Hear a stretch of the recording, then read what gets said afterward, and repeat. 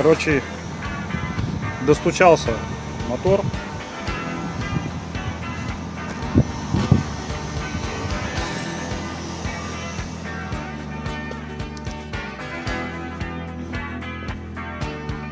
Тут как бы в принципе все нормально.